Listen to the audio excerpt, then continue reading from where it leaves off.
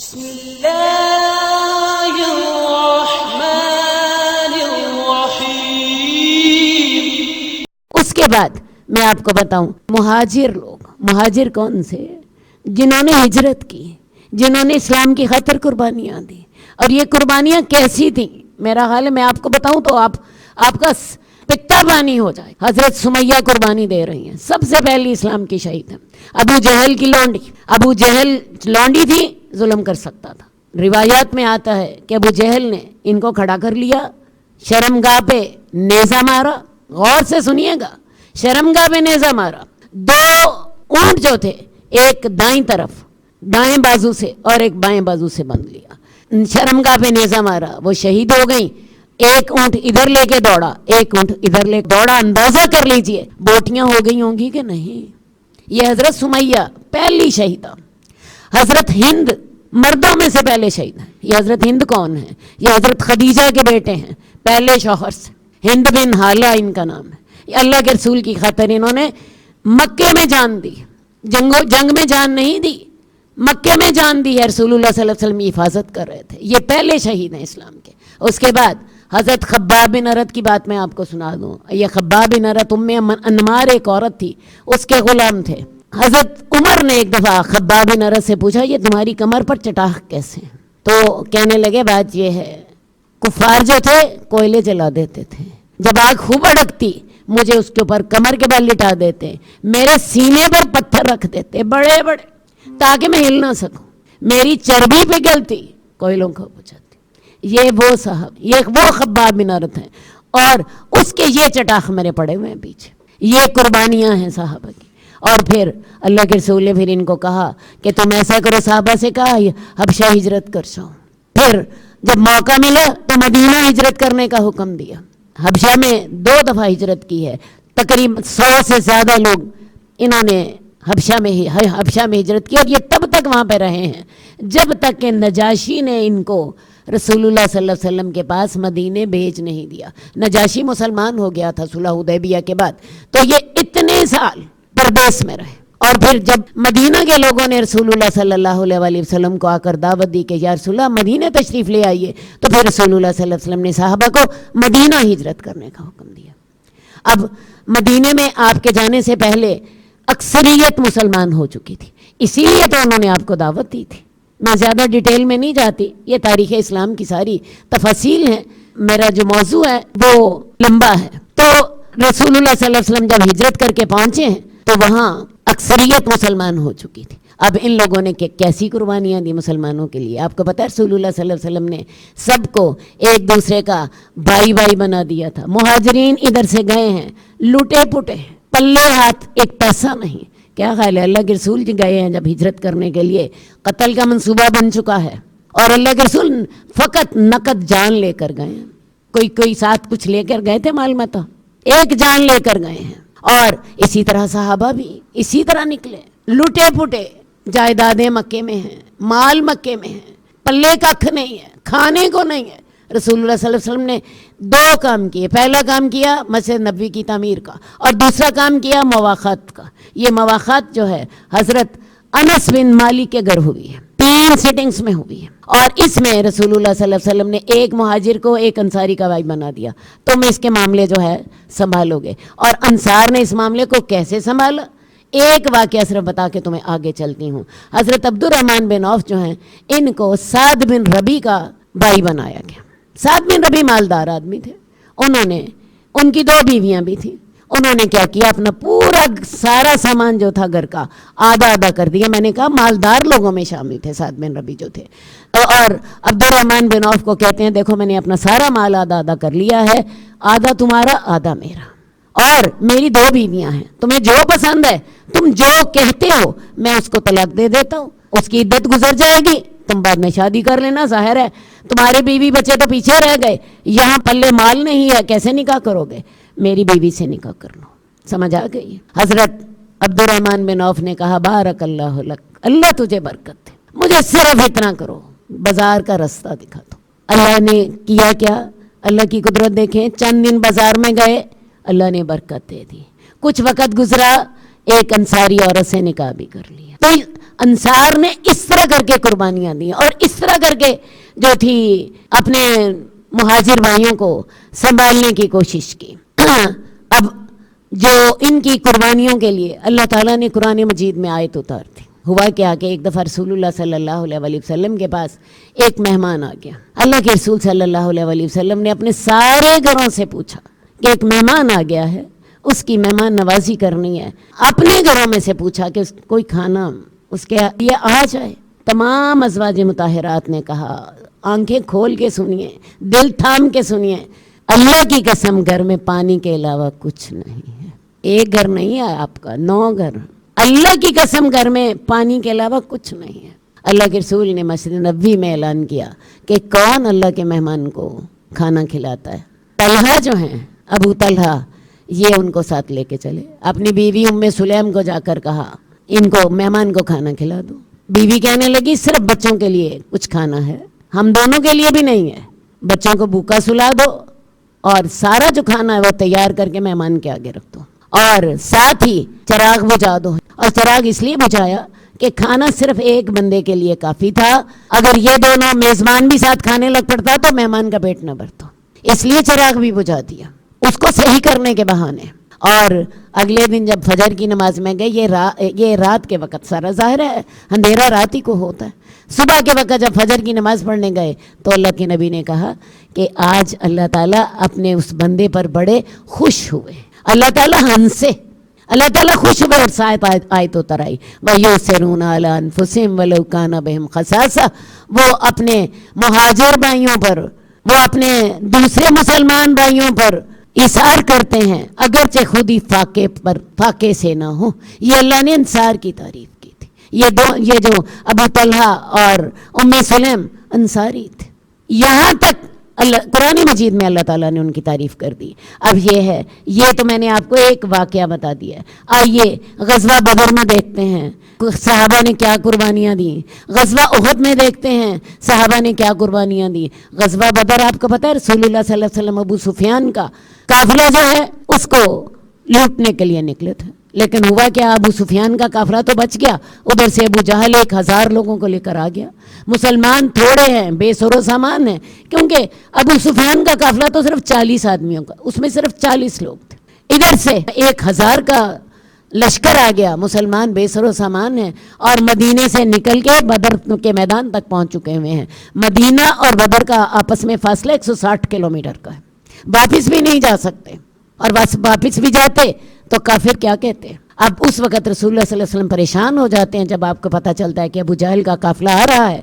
صحابہ سے مشورہ کرتے ہیں, حضرت ابو بکر اپنی جان نثاری کا ذکر کرتے ہیں, حضرت عمر اپنی جان نثاری کا ذکر کرتے ہیں, لیکن اللہ کے رسول پھر کہتے ہیں مجھے مشورہ دو, مجھے مشورہ دو. انصار سمجھ جاتے ہیں اشارہ ہماری طرف ہے, کیونکہ اب جنگ کا زیادہ بوجھ مہاجرین پر نہیں تھا, انصار پر تھا. سعد بن عبادہ یا سعد بن معاذ, یہ دونوں اوس اور خزرج کے, ایک اوس کے سردار تھے ایک خزرج کے سردار تھے. ان میں سے ایک اٹھے اور کہنے لگے یا رسول اللہ آپ کا اشارہ ہماری طرف ہے, ہم بنی اسرائیل کی طرح نہیں ہیں کہ جو کہیں کہ تو جا اور تیرا رب جائے. ہم یہاں بیٹھے ہیں یا رسول اللہ, ہم آپ کے آگے لڑیں گے, ہم آپ کے پیچھے لڑیں گے, ہم آپ کے دائیں لڑیں گے, ہم آپ کے بائیں لڑیں گے. یا رسول اللہ آپ کہیں گے تو سمندر میں بھی کود جائیں گے. اللہ کے رسول کی چہرے پر اطمینان ظاہر ہونے لگ پڑا, اطمینان ظاہر ہو گیا. آپ مطمئن ہو گئے کہ میرے ساتھی جو ہیں وہ میرے ساتھ ہیں. اور پھر جنگ بدر میں آسمان نے دیکھا اور تاریخ نے دیکھا, انصار نے اور مہاجرین نے قربانیاں دیں, اور پھر اللہ تعالیٰ ان کی قربانیوں سے اتنے راضی ہوئے کہ اللہ تعالیٰ نے آسمان سے اپنے فرشتے اتار دی. یہ قربانیاں کس نے دی تھیں؟ یہ قربانیاں کس نے دی تھیں؟ یہ صحابہ نے تو دی تھیں, یہ صحابہ نے تو دی تھی. غزوہ احد میں دیکھیے دشمن جو ہے ایک دفعہ مار کھا کے میدان جنگ سے بھاگ چکا ہے, صحابہ مال غنیمت لوٹ رہے ہیں. لیکن ہوا کیا کہ وہ جو درے والے لوگ ہیں, وہ جو ہیں پہاڑی والے لوگ, وہ بھی مال غنیمت لوٹنے لگ پڑے. دور سے کفار نے دیکھا پہاڑی خالی ہے, آئے مسلمانوں پر بے خبری میں حملہ کر دیا, اور ادھر سے تو بے خبری میں حملہ کر دیا, ادھر رسول اللہ صلی اللہ علیہ وسلم کی طرف ایک گروپ آ گیا. اللہ کے رسول کے پاس اس وقت صرف اور صرف 12 صحابی تھے. کیونکہ جنگ تو ختم ہو چکی تھی, میدان جنگ تو جیتا جا چکا تھا. اب ایک اس غلطی کی وجہ سے, وہ جو انہوں نے پہاڑی خالی کر دی, اس کی وجہ سے دشمن دوبارہ آ گیا اور اس نے آ کے ایک تو مسلمانوں کو قتل کرنا شروع کر دیا, اور ایک رسول اللہ صلی اللہ علیہ وسلم کی طرف گروپ آ گیا بڑا سا. آپ کے پاس اس وقت 12 صحابی, جن میں سے 10 انصاری ہیں, 2 مہاجر. ایک انصاری شہید ہوتا ہے, دوسرا, تیسرا, چوتھا, 5واں, 6واں, 7واں, 8واں, 9واں, 10واں, 10 انصاری آپ کی مدافعت کرتے ہوئے شہید ہو جاتے ہیں. اور یہ سب کچھ لمحوں میں ہو جاتا ہے. سعد بن ابی وقاص اشرم وشرم میں سے ہیں, یہ اس وقت تیر چلا رہے ہیں, اور اللہ کے رسول ان سے کہہ رہے ہیں تم پر میرے ماں باپ قربان تیر چلاؤ. اور طلحہ اللہ کے رسول کے آگے کھڑے ہیں, یا رسول اللہ میرا سینہ آپ کے سینے کے لیے ڈال ہے, آپ اوپر ہو کے نہ دیکھیے کوئی تیر آپ کو لگ جائے گا. یا رسول اللہ میں آپ پر قربان, یا رسول اللہ میں آپ کے سامنے کھڑا ہوں, آپ اوپر نہ دیکھیے, میرے سے اوپر نہ ہوئیے, میں آپ کے لیے ڈھال ہوں, میرا سینہ آپ کے لیے ڈھال ہے. اور یہ دونوں جو تھے 10 صحابی شہید ہو چکے ہیں. اللہ تعالیٰ اتنی دیر میں حضرت جبریل اور میکائیل کے ذریعے آپ کی مدد فرماتے ہیں. سفید کپڑوں میں یہ اللہ کے رسول کی حفاظت فرما رہے ہیں, اور اس وقت رسول اللہ صلی اللہ علیہ وسلم کی حفاظت میں یہ صحابہ تھے.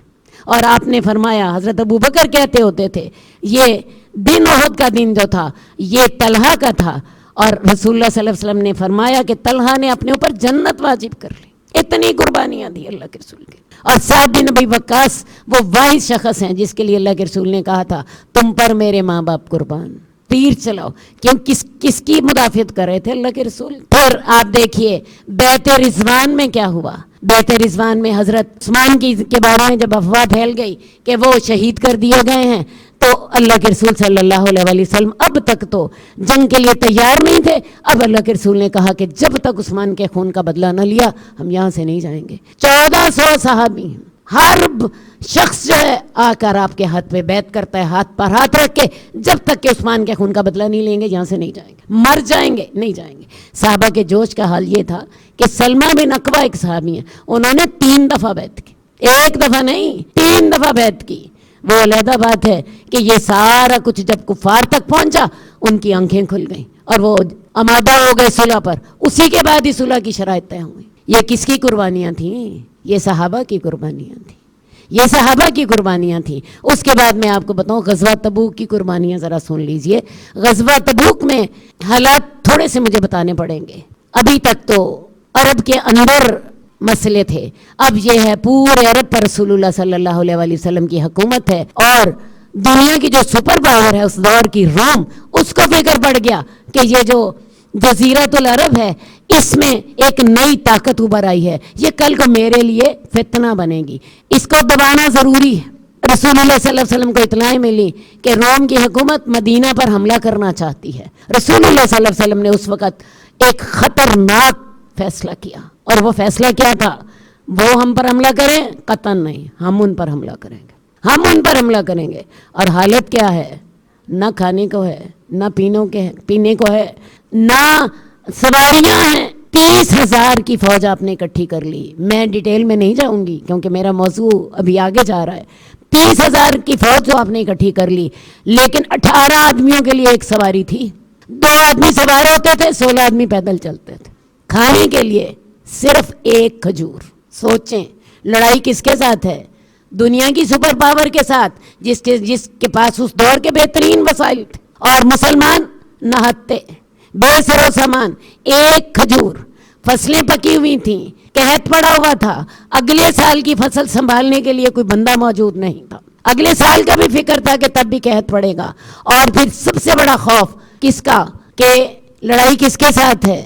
دنیا کی سپر پاور کے ساتھ. جیسے آج پاکستان اٹھ کے امریکہ پر حملہ کرنے چل پڑے. پیدل چل رہے ہیں, انتہائی لمبا سفر ہے, تپتی ہوئی ریت ہے, آگ برساتا ہوا سورج ہے. کھانے کو کیا ہے جی؟ صرف 1 کھجور. صحابہ کا حال یہ ہے, اونٹ ذبح کرتے ہیں اور اونٹ کا جو اوجڑی ہے اس کو نچوڑ کے اس کا پانی پیتے ہیں. یہ حضرت عمر کی روایت. سوچیں ذرا, آج ہم کن عیشوں میں بیٹھے ہوتے ہیں. حضرت عمر کہتے ہیں کہ اونٹ ذبح کرتے اور اس کی اوجڑی جو ہوتی تھی اس کو نچوڑتے. اوجڑی میں آپ کو پتہ ہے گوبر بھی ہوتا ہے, اس کو نچوڑتے اور نچوڑ کے اس کے پانی کے ساتھ اپنے حلق کو تر کرتے. اور پھر حضرت عمر نے اللہ کے رسول سے دعا کی کہ یا رسول اللہ، اللہ سے دعا کیجئے اللہ تعالیٰ ہم پر بارش برسائے، اللہ تعالیٰ ہمیں پانی نصیب فرما دے. اللہ تعالیٰ نے اپنے صحابہ کی مدد کی.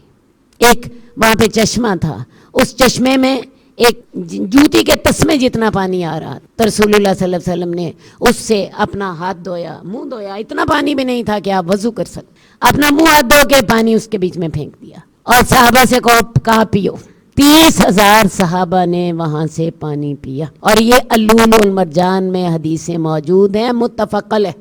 بات سمجھ آئی؟ تو یہ ہیں صحابہ کی جو ہیں قربانیاں. اور اللہ تعالیٰ نے اس کا ذکر خود کیا. لقد تاب اللہ علی النبی والمہاجرین. اللہ تعالیٰ نے توجہ فرمائی، رحمت فرمائی نبی پر بھی اور مہاجرین پر بھی اور انصار پر بھی. الذین اتبعوہ فی ساعۃ العسرۃ، جنہوں نے نبی کی پیروی کی تھی تنگ مشکل گھڑی میں. من بعد ما کاد یزیغ قلوب فریق منہم، اتنے برے حالات تھے کہ ایک گروہ کے بارے میں یہ ڈر پیدا ہو چکا تھا یہ کہیں اسلامی سے پھر نہ جائے، ان کے دل ہی ٹیڑھے نہ ہو جائے. اور اللہ کو پیار آ رہا ہے. اتنے مشکل حالات میں صحابہ نے صبر کا ثبوت دیا، ایمان پر قائم رہنے کا ثبوت دیا، قربانیاں دی. اللہ کو پیار آ رہا ہے اور اسی پیار کا ذکر سورہ توبہ میں ہو رہا. اللہ تعالیٰ ایسے لوگوں کے اوپر، ایسے لوگوں پر اللہ تعالیٰ نے اپنی رحمت کے ساتھ توجہ کی. اللہ تعالیٰ تو ان کے ساتھ بڑا بخشنے والا اور بڑا مہربان ہے. لقد تاب اللہ علی النبی والمہاجرین والانصار الذین اتبعوہ فی ساعۃ العسرۃ من بعد ما کاد یزیغ قلوب فریق منہم ثم تاب علیہم انہ بہم رؤوف الرحیم. اللہ تعالیٰ نے پیغمبر کے حال پر توجہ فرمائی، مہاجرین اور انصار کے حال پر بھی جنہوں نے ساعۃ العسرہ میں پیغمبر کا ساتھ دیا. اس کے بعد کہ ان میں سے ایک گروہ کے دلوں میں ایمان کے بارے میں خرابی پیدا ہونے والی تھی، اللہ نے ان پر اپنی رحمت کے ساتھ توجہ فرمائی. اللہ تعالیٰ ان پر بڑا شفقت کرنے والا اور بڑا مہربان ہے. لیکن یہ آیات کب اتری ہیں؟ جب مسلمان ان ساری آزمائشوں سے گزر چکے. بعد میں تو یہ ہیں صحابہ کی قربانیاں. جئنا إلى الدنيا كي ندعو إلى الله لننشر الخير في الكون الذي حارى ونرسل العطر من روض الهدى الزاهي ويشرق السلم أنوارا وأنوارا. جئنا إلى الدنيا كي ندعو إلى